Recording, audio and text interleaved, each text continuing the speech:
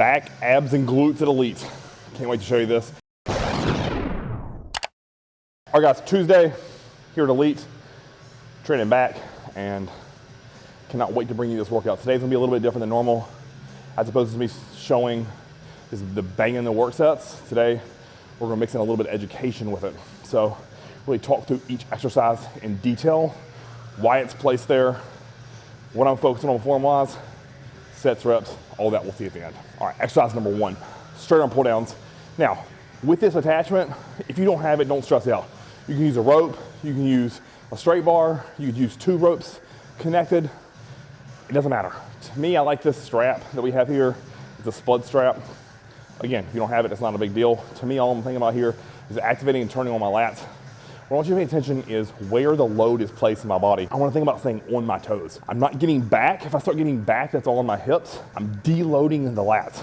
With this exercise, I'm particularly thinking about working the lats through a range of motion of stretch to contract, not overstretch and start to get my shoulders into it. But this is all stay on that lat, getting warmed up. This is warming my shoulders up. This is warming my back up, my elbows, getting me a good sweat going. And all I'm doing here is I'm supersetting the straight arm pull down with a pull down you'll see next. But when it comes time for my work sets, I stop the superset and do my work sets. I did 4 rounds of warm-ups of back and forth. Now onto the work sets. Here today I did 140 for, I think that was rated at 10.5. And then I immediately dropped it to 90. And I think that was right at like 9.5 or 10, whatever you want to count that. So for straight arm pull downs, I just did 1 set there. It was a drop set, singular drop. And I'm just trying to pump my lats full of blood, really get warmed up for the pull down exercise you'll see next. All right, exercise number 2, chest supported pull downs. Now, we will tag a video here on how you can set it up with the prime attachment, or if you're watching the entirety of the video, I'll show you how to do it with a lat pull down bar. And what you want to think about here with this exercise is you want to think about feet flat on the ground, not overstretching the lats, meaning getting the shoulder away from the body. And then next, we want to think about tight midsection. I never want to elongate or arch back on this exercise. I want to crunch down. So the opposite, instead of arch back, I want to crunch down to make that lat work extremely optimally. Now, I know people say, oh, I hate the word optimal. Try it both ways. Arch back, see where you feel it. Crunch down, see where you feel it. I promise you'll feel the difference between upper back versus lats. The connection there is just, it's worth the change in form and mindset. So what we did here, as I said, I did 4 warm-up rounds, just getting used to the exercise, getting warm, getting a good sweat going, because it is really cold here in Virginia. So my 2 work sets for today, a top set with 140, and then a back off with 90. With the back off, I'm really thinking about perfect form, huge contractions, controlled negative. Now, that's the same thought process I have with a top set. It's just a little bit more rhythmic with a top set. So I'm having to move more load. So with the back off, I'm just slowing everything down just a touch more. If you watch this tempo video, you'll see what I mean, or what I'm talking about.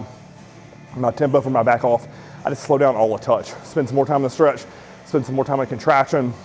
So I'm getting best of both worlds, right? Heavy weight, and then really nailing perfect execution. So only 2 sets here. Again, watch that form, mirror it. I promise your back will be pumped going into exercise number 3.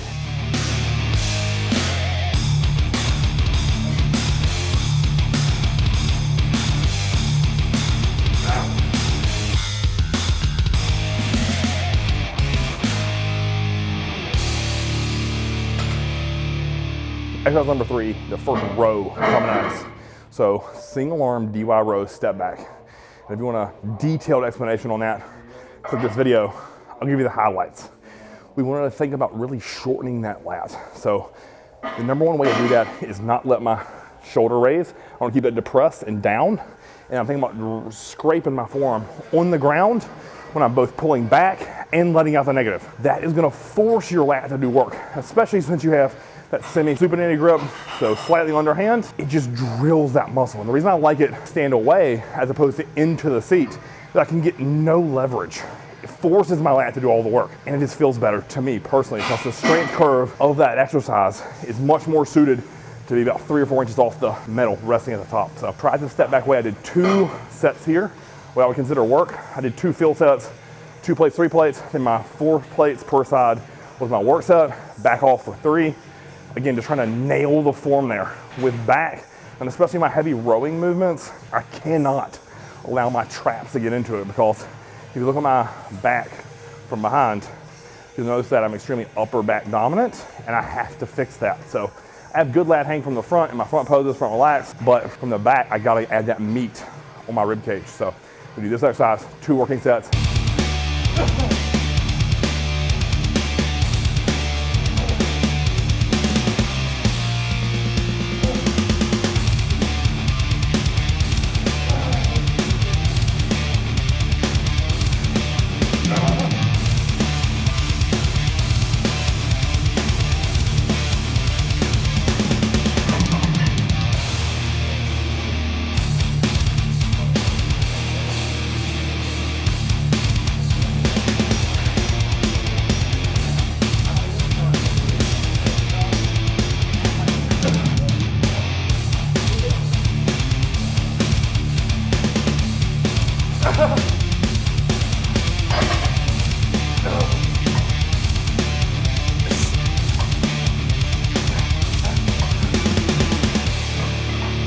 Side bench row here. Now the reason I love this machine is, one, you can put a gym pin in it and make it heavier, right? Because the stack is only 200. Now, we didn't need that here today, but the alignment on this is perfect and allows me to really lean into that chest pad and then drive my elbows back. So it has a neutral grip, and if you look, the spacing on that isn't really close here like you see a lot of machines. It's actually here, so it fits my alignment almost spot on. So I love this piece for just crushing my back. So what we did here today is a rest pause set with the stack, 200 pounds on there, and 3 mini sets to failure with 20-second rest pace.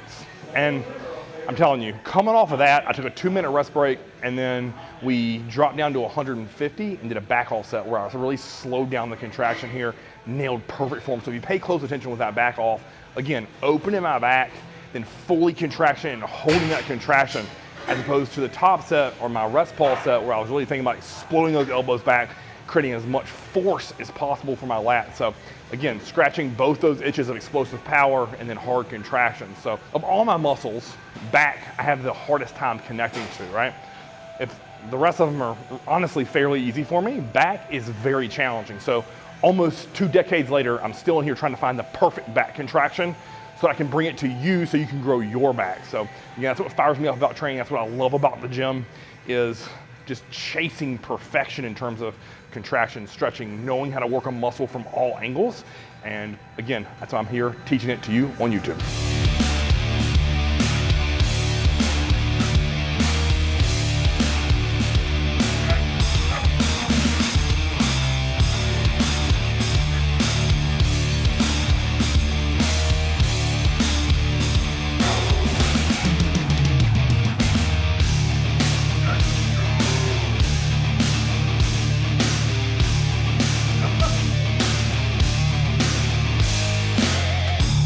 Bread and butter movement here. Step forward, dumbbell row. Now, what I want you all to pay attention to is how parallel to the ground I have my torso. I started to get really good at these, being more upright, so I wanted to reset my form. So how I did that was making my torso more parallel to the ground, which makes the row much more challenging.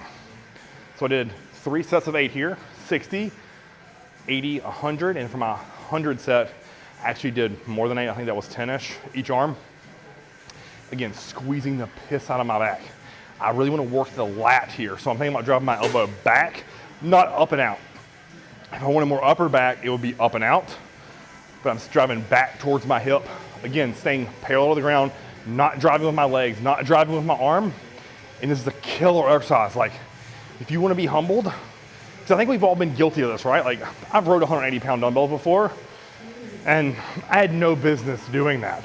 Could I move the weight? And honestly, did it look pretty decent? Yes. But the bad thing is, my lats are getting very minimal work. There's a ton of upper back, trap, biceps, forearm. And to me, like, at this point in my bodybuilding, like, I'm over the ego shit. I want shit that's gonna make my back grow. So we do that by making exercise as hard as possible. So we're the exact opposite of weightlifters or powerlifters. Like, they wanna make movements as efficient as possible. I wanna make them as hard as humanly possible so I can challenge the muscle to its maximum potential. So give this form a try on the step forward dumbbell row. I promise you'll love the way it makes your back feel. All right, so I want to finish today off with an upper back pull down. We've got the straight bar, old school style. Now I know a lot of people will say, oh Chris, like this is gonna help make my back wide. And maybe, but to me this is an upper back pull down. I feel this all across my shoulder blades, even into my rear delts. So I love this exercise. I did 2 sets here, and what I'm thinking about is hitting a back delta bicep on every pose. I was shooting for 15 on both my sets, but I think I failed like around 12-ish on my last set that we filmed. Again, just come down, squeeze, 1-2 count, thinking about hitting a back double bicep, and then all that muscle is getting lit up across my upper back. So 2 sets here. Now we're on to some lower back and abs.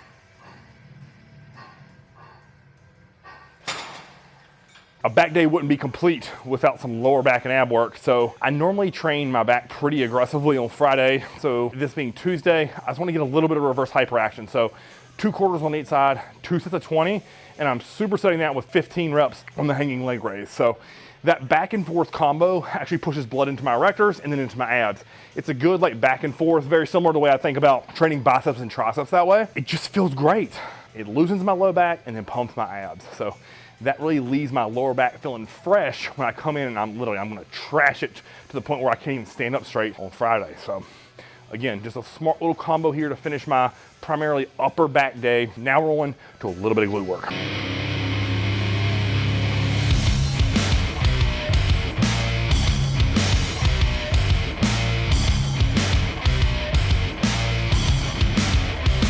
So in addition, I've been doing for the past 4-ish months, as we approach the early phases of prep, I'm not in that yet, but as we approach it, is I've been adding glute work to the end of my back day, my primary upper back day. So I don't really crank on my low back, it's a great opportunity to get into those glutes. So with the abduction ABD, we're going out. Now I know a lot of people will say, oh Chris, that's crushing your piriformis, that's not getting glutes at all. Give me all the science you want. I can feel it in my fucking glutes. It just hammers it. Plus, that exercise for some reason, and I have zero science to back this, loosens my low back. So my lower back was pumped as shit coming off those 2 sets of 20 or reverse hyper. That loosens it up for some reason. And again, I can't explain it. It just feels great. So I'm of the mindset of bro all day long. If something feels freaking good to my body, I don't need a research study to prove it. So what I did here was what I call like a modified ascending set. I'll start at 80 pounds and I'll do 15. Rest 20-ish seconds, change the weight, I go down 2 holds, making it heavier until I get all the way to final stack, and then I just crush reps to failure. And so you can see there, it's not a true, what I would call a true ascending set where I would just move the pin down, go, move the pin down, go. I take a 20-ish or so rest, so it goes through faster. That was essentially 5 mini sets that I did today to the one it really counts, which was the stack for I think it was like 25-ish. So again, that's hammering my glute. I just want volume here.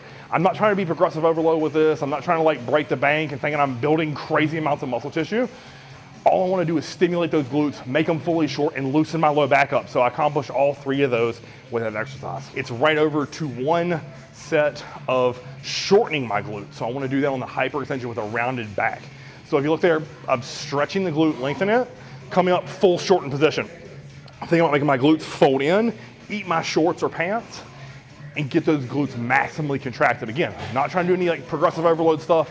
I will hit that on my leg day for my glutes, but with this, it's all about stimulation. I just want to get a huge freaking pump. Right now, my ass is in full ass lock after that 1 set of hypers after coming off those 5 sets of abduction. So you don't need a bunch of volume, but I want some volume. So I'm looking at roughly, I won't even call it 6 sets, but it is 6 sets of just getting my glutes pumped, blood in there, and working. So as prep gets underway, I will start doing that 2, 3, 4, 5 times a week, just to bring in the glute detail for me, because I've always found like a pumped glute looks better because I don't have those deep like flex Lewis striations, so I have to make it look full and really hard. So I'm hoping that with this extra added glute work, we'll be able to see that on stage in the coming year. So that concludes back, abs, and glutes for the day. Excellent pump, feels great, and a little bit of more talking you guys are used to. It's a longer form video, but again, trying to educate you guys on how to bring your backs up, how to structure a workout, the planning, the thought process that goes behind my style of training, because it's different, right?